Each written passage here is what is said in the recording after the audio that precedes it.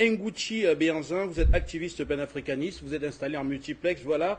Alors, la crise malienne, elle est dure depuis 2012, avec l'intervention notamment de l'armée française en 2013. Nous sommes en 2022, on peut dire que ça fait au moins 50 fois 2 que le Mali connaît une déstabilisation profonde.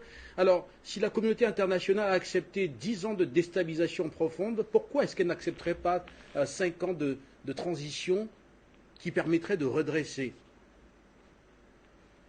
Tout d'abord, permettez-moi de saluer tout le monde. Salutations à la communauté, au peuple africain et au peuple du monde.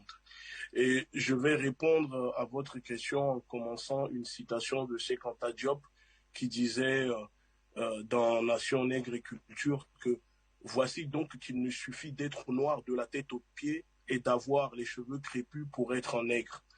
Aujourd'hui, c'est l'exemple typique de ce que nous appelons la CEDEAO.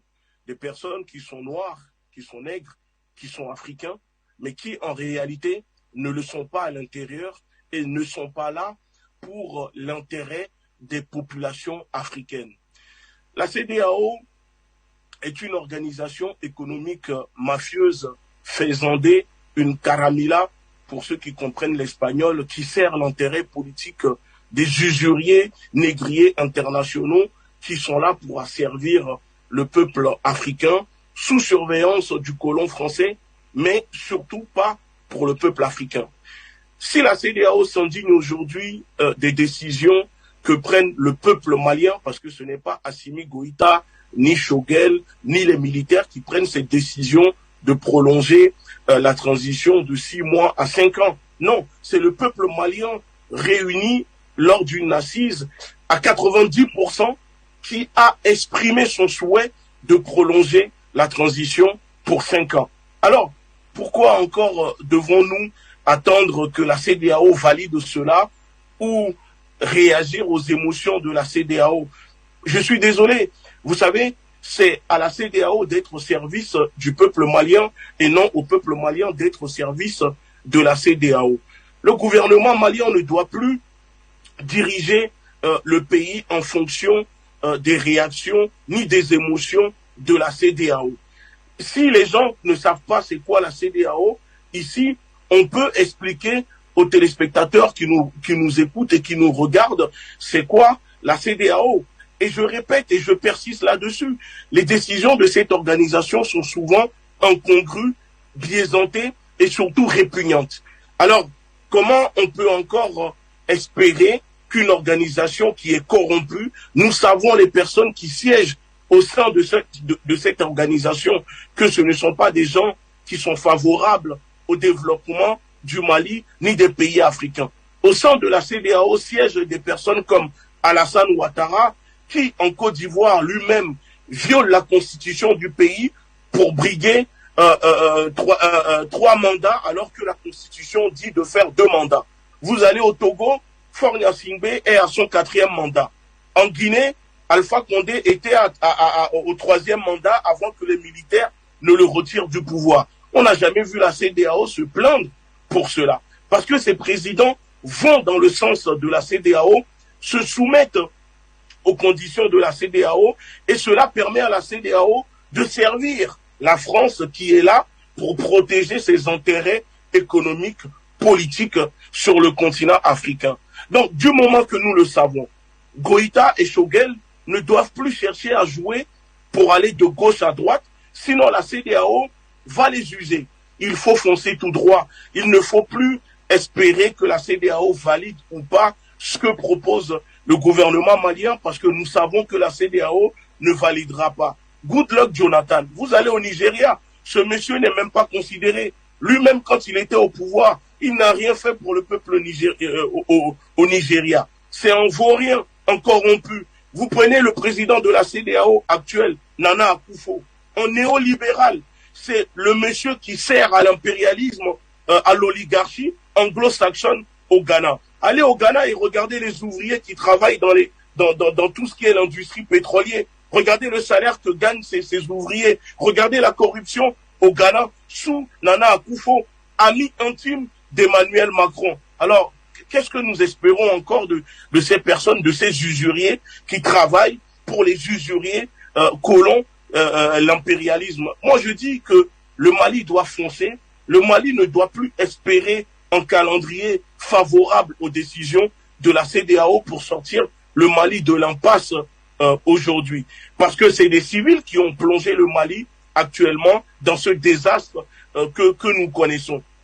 La CEDEAO veut conjurer la réussite de la transition au Mali, dirigée par des militaires, en menant une stratégie de terrorisme diplomatique, politique, économique, pour cautionner et saboter la volonté du peuple malien qui veut se débonder de l'impérialisme français qui fait plonger depuis 2012, avec la complicité de la France, bien évidemment, le pays dans l'enfer, dans un chaos.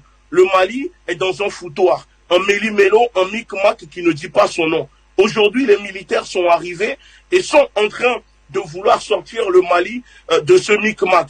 Et voilà que la CEDEAO se pointe pour essayer de les enfoncer.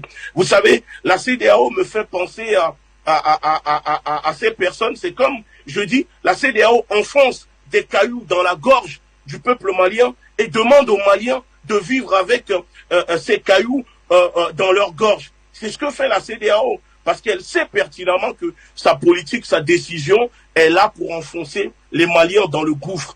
Une organisation qui est censée mener une politique économique, voilà qu'elle se retrouve à faire à mener une stratégie politique. La CEDEAO n'a pas vocation à mener quelque chose de politique, mais économique. C'est une organisation économique. Alors pourquoi elle s'ingère dans les affaires politiques intérieures des pays africains qui ne l'arrangent pas, qui le dérangent, quand elle ferme les yeux sur les problèmes politiques intérieurs de ses propres membres qui siègent dans cette organisation corrompue, mafieuse. Donc, dès l'instant que nous savons que la CEDEAO n'est pas là pour servir le peuple africain et le peuple malien, on ne doit plus leur faire confiance. Cette même CEDEAO qui veut faire la leçon aujourd'hui aux Maliens, c'est elle qui avait levé une armée pour arrêter frauduleusement Yaya Jammeh, ancien président gambien.